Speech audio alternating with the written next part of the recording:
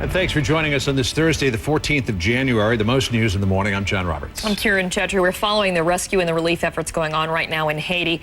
We have correspondents on the ground to bring you every development in, like no other network can. Help, thank goodness, is on the way right now. There are cargo planes from around the world bringing food, water, and medicine. But as we've been talking about all morning, every minute really counts.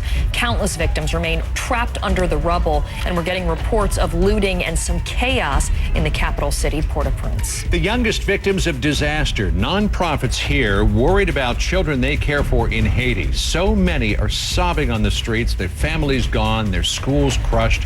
We'll speak to one woman who's dedicated her life to kids there, what she is hearing about the conditions on the ground. And right now, the world is moving to save the people of Haiti. There is no power, no water. Bodies are stacked in the streets. It's a humanitarian crisis that our own Dr. Sanjay Gupta says is unlike anything he's ever seen. As a doctor, as a journalist who's traveled around the world, I've never seen anything quite like this. Just astonishing. We're going to be going live to Sanjay in just a moment, and there are thousands feared dead, countless others still trapped alive in the rubble, and hope is in short supply in Haiti this morning. So is the food, the water, medical supplies, search dogs, all of that needed to try to make some sense of this situation and start putting things back together. That help is supposed to arrive today. The city of Port-au-Prince leveled. Schools, hospitals, homes flattened, and there is anguish everywhere. Dazed survivors wandering the streets aimlessly. There are bodies piled up. You may find some of the pictures that we're about to show you difficult to watch.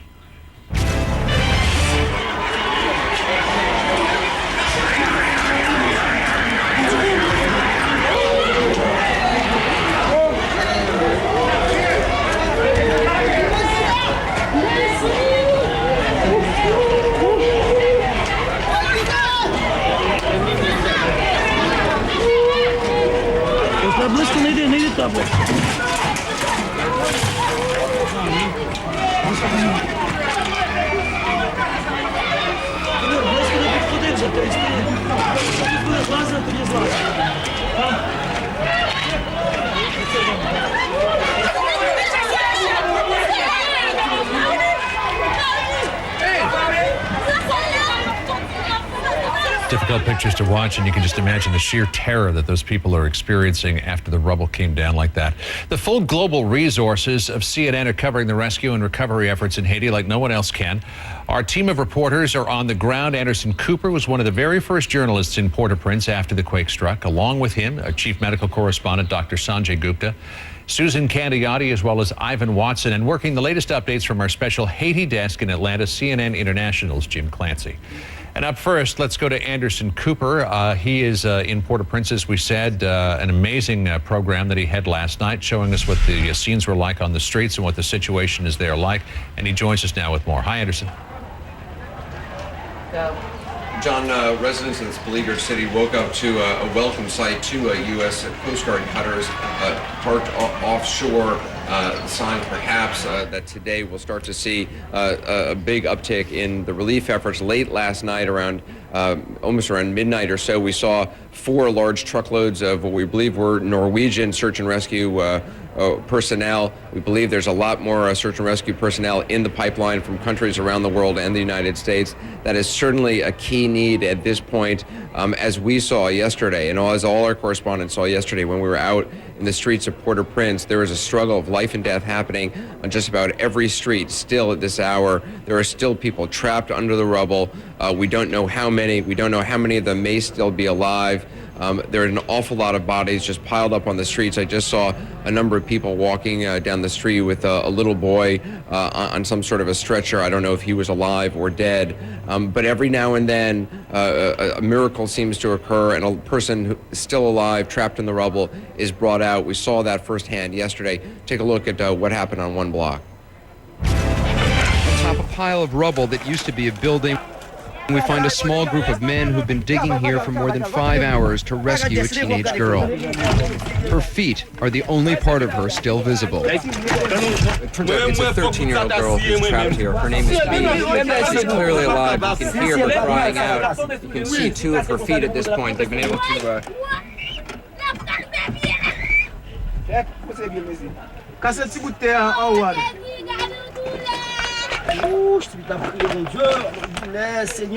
She's clearly in pain. They discovered her early this morning. It's now a little past 12, and they're still digging. They're not clear how they're going to get her out. They only have this one shovel. They don't have any heavy earth moving equipment. And they're being very careful about what they're moving. They're afraid if they move this big slab that seems to be on top of her, that other stones, other pieces of cement could fall on her and crush her.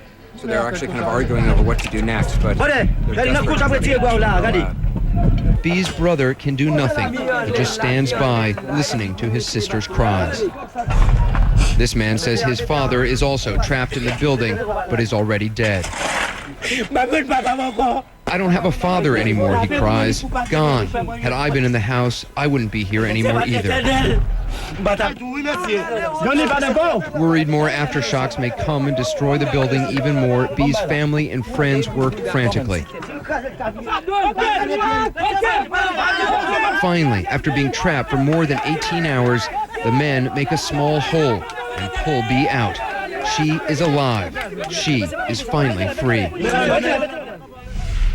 Bee, the little girl in that story who we saw being rescued yesterday, believes she has a broken leg. Her family believes that as well, but they're not taking her to a hospital or a clinic because, frankly, there's very little chance that they would actually get that treated. Ivan Watson, a correspondent here for CNN, was at a clinic yesterday and saw people with broken legs who had been sitting out for 18, 20 plus hours untreated. He saw a woman whose foot had been ripped off who was sitting outside a clinic untreated because frankly the medical system here is just overwhelmed. I also want to point out that we did not use the name of the American person who that man on the street believes was trapped inside the building because we didn't want that person's relatives to learn about this on television. But we did contact the State Department with that name and with the information that we had from the passport, and hopefully they'll be able to follow up on that for us, John. All right, hopefully they will. Anderson Cooper for us live in Port-au-Prince this morning. Anderson, thanks.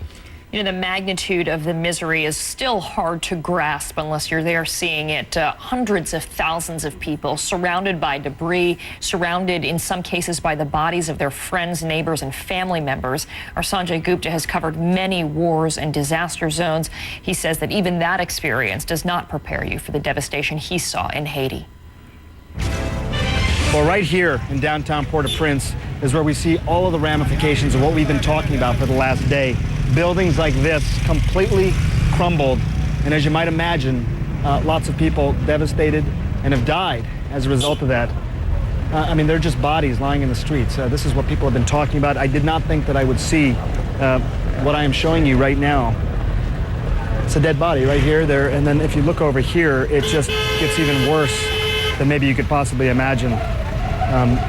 25 more bodies. People standing around feeling completely helpless, perhaps hopeless as well. I have, as a doctor, as a journalist who's traveled around the world, I've never seen anything quite like this. Just astonishing. And two pieces of good news in all this as well. When we landed at the airport yesterday, there were relief planes at the airport as well. There was a lot of back and forth. Was the airport going to be open? Were planes going to be able to land? We landed and then saw these relief supplies coming in. But then trying to simply get those relief supplies from the airport to the places that need it most, that's going to be the challenge. The second thing that I think is important is that if you look overall at this city, a place that I visited in the past, while there is a lot of destruction, it does appear to be somewhat localized. So you got to get those supplies to a relatively localized area. Today, we plan on looking at how these makeshift hospitals are going to work, what the hospitals are doing right now, and how they're getting some of the most basic supplies like pain medications to people who need it most. There are literally still people lying in the streets, some of them who are salvageable or they have what are called potentially preventable deaths, but they need to be treated quickly within minutes, hours, certainly. It's amazing. It's amazing, Sanjay. You have these dual challenges right now with the search and rescue situation taking place, as well as the tending to the wounded, as you showed us. Sanjay, thank you so much. And again, we're continuing to follow the breaking news. It looks like some of those search and rescue teams, though, John, are actually on the ground and starting to conduct some rescues. Yeah.